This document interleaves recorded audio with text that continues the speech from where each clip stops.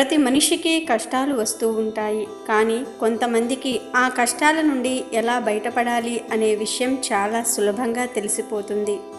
మరి కొంతమంది ఎంత ప్రయత్నించినా ఆ సమస్యల నుండి బయటపడలేరు.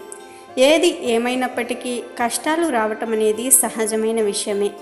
ముందుగా మనల్ని మనం ఏ సమస్య వచ్చినా ఎదుర్కొనే విధంగా దృఢంగా ఉంచుకోవాలి. అప్పుడు ఏ కష్టం వచ్చినా ధైర్యంగా ఎదుర్కొనే శక్తి మనకు ఉంటుంది. మరి ఏ కష్టం వచ్చినా మనం ఎదుర్కొనే శక్తి కావాలి అంటే మంగళవారం నాడు ఈ పరిష్కారాన్ని పాటించండి. ఇలా చేస్తే ఏ సమస్య వచ్చినా వెంటనే దూరమైపోతుంది. మరి ఏం చేయాలో తెలుసుకుందాం.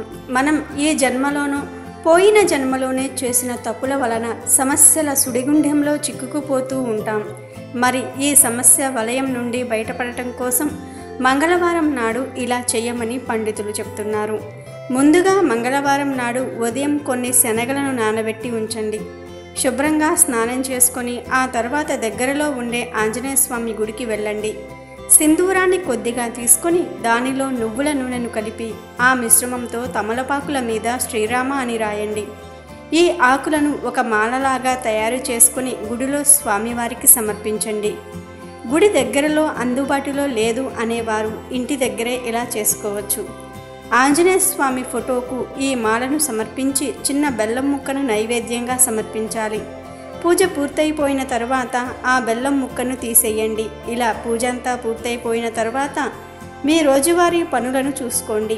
సాయంత్రం సూర్యాస్తమయ సమయంలో దగ్గరలో ఉండే గోశాలకు వెళ్ళండి. ఉదయం నానబెట్టిన శనగలకు కొంచెం బెల్లం కలిపి గోవులకు తినిపించండి. ఇలా 11 వారాలు కానీ 9 వారాలు కానీ కనీసం 5 వారాలు కానీ చేయండి. ఈ పరిష్కారాన్ని ఆచరించేవారు ముందుగానే ఇన్ని వారాలు చేస్తామని సంకల్పం చేసుకోవాలి. ఆ తరువాతే చేయాలి. కనుక మీరు కూడా సమస్యల వలయంలో పడి ఇబ్బందులను ఎదుర్కొంటూ ఉంటే ఈ మంగళవారమే పరిష్కారాన్ని మొదలుపెట్టి మంచి ఫలితాలను పొంది సంతోషంగా జీవించండి. అలాగే ఈ పరిష్కారాన్ని చేసే అన్ని వారాలు మాంసాహారం తినకూడదు. తెలియకైనా సరే మాంసాహారం తిన్నారంటే ఎన్నో ఇబ్బందులను ఎదుర్కొంటారు. ఈ పరిహారం అసలు పనిచేయదు. కనుక ఈ ఒక్క జాగ్రత్తను పాటించండి. వీడియో నచ్చితే లైక్ చేయండి, షేర్ చేయండి, బట్ సబ్స్క్రైబ్ చేసుకోవడం మర్చిపోవద్దు.